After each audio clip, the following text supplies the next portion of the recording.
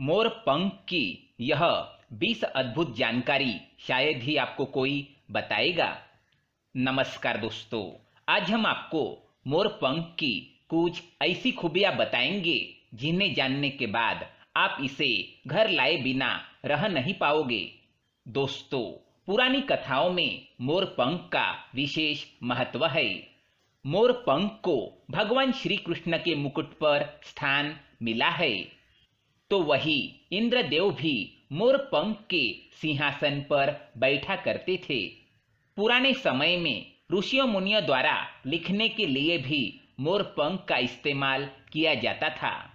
तो चलिए दोस्तों, मोर पंख के 20 ऐसे ही अद्भुत लाभों को जानते हैं जो शायद ही आपको पता हो। नंबर 1, जो व्यक्ति अपने घर में 2 मोर पंख रखता है उस परिवार में कभी फूट पैदा नहीं होती है। घर में 2 मोर पंख रखने से घर में लड़ाई झगड़े नहीं होते हैं और परिवार साथ में मिलकर खुशी खुशी रहता है। नंबर 2, जो व्यक्ति अपने साथ हमेशा मोर पंख रखता है उसके साथ कभी भी कोई दुर्घटना नहीं होती है।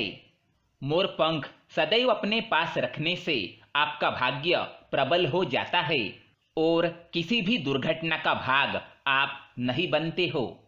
नंबर 3, मोर पंख को घर में रखने से नकारात्मक ऊर्जा घर से बाहर निकल जाती है और सकारात्मक ऊर्जा घर के अंदर आ जाती है। आप तो जानते ही है कि जिस घर में सकारात्मक ऊर्जा रहती है वहां लक्ष्मी भी जल्दी आती है।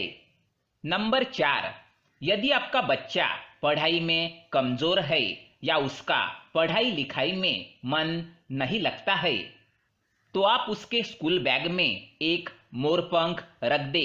ऐसा करने से आपके बच्चे का पढ़ाई में मन लगेगा और उसकी बुद्धि का भी विकास होगा। नंबर 5, जिन लोगों की राशि में राहु दोष होता है उन्हें अपनी जेब या डायरी में मोर पंख रखना चाहिए। ऐसा करने से राहु दोष चला जाता है और आपके कार्यों में कोई बाधा उत्पन्न नहीं होती है। नंबर 6, दोस्तों, मोर का प्रिय भोजन सांप है। यही कारण है कि सांप मोर से डरता है और यदि आपको सांप से डर लगता है तो अपने पास और घर में एक मोर पंख जरूर रखें। ऐसा करने से सांप आपके या आपके घर के नजदीक नहीं आएगा। आप चाहे तो मोर पंख को घर के बाहर भी लटका सकते हैं।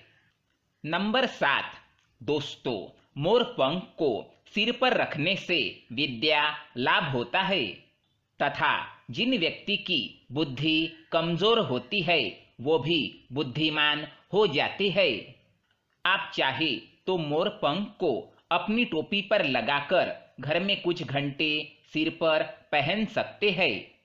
नंबर 8, घर का मुख्य द्वार यदि वास्तु के अनुसार नहीं बना है या नहीं लगा है तो द्वार पर 3 मोर पंख लगा दे। इस मोर पंख के नीचे आपको भगवान श्री गणेश का चित्र भी लगाना होगा। ऐसा करने से वास्तु दोष दूर हो जाता है और घर परिवार पर कोई मुसीबत या तकलीफ नहीं आती है। नंबर 9, यदि आपके जीवन में एक साथ दुखों का पहाड़ टूट पड़े और आप बहुत बड़ी मुसीबत में फंस जाए तो घर के कमरे या बेडरूम में मोर पंख लगाना चाहिए। दोस्तों, इस बात का ध्यान रखें कि ये मोर पंख आपको कमरे के अग्नि कोण में ही लगाना होगा। ऐसा करने से सारी मुसीबतें आपके घर से धीरे धीरे दूर चली जाती है। नंबर 10, दोस्तों, ये तो सभी जानते हैं कि पति पत्नी में अक्सर लड़ाई झगड़े होते रहते हैं। ऐसे में सुखी दाम्पत्य जीवन के लिए शादी वाले एल्बम में एक मोर पंख लगा दे। ऐसा करने से पति पत्नी में झगड़े नहीं होंगे और आपस में प्रेम बढ़ेगा। नंबर 11, मोर पंख को रात में अपने घर के आंगन के बाहर रख दे। ऐसा करने से नकारात्मक ऊर्जा का नाश होता है और घर में शांति बनी रहती है। नंबर 12, दोस्तों, यदि आप जीवन में सदैव सफल होना चाहते हैं तो अपने पास एक मोरपंख रखना शुरू कर दे। इस मोरपंख से निकलने वाली पॉजिटिव एनर्जी आपको किसी भी काम में फेल नहीं होने देती है। नंबर 13, यदि आप रात को डरावने सपनों से परेशान रहते हैं तो अपने सिरहाने मोरपंख को रखकर सो जाए। ऐसा करने से डरावने सपने आना तो बंद होगे ही, साथ ही आपकी अगली सुबह भी मनमोहक होगी। नंबर 14, मोरपंख को कभी भी जमीन पर ना फेंके। इसे कृष्ण भगवान का अपमान माना जाता है। दोस्तों, ऐसा करने से आपके घर की तरक्की रुक जाती है।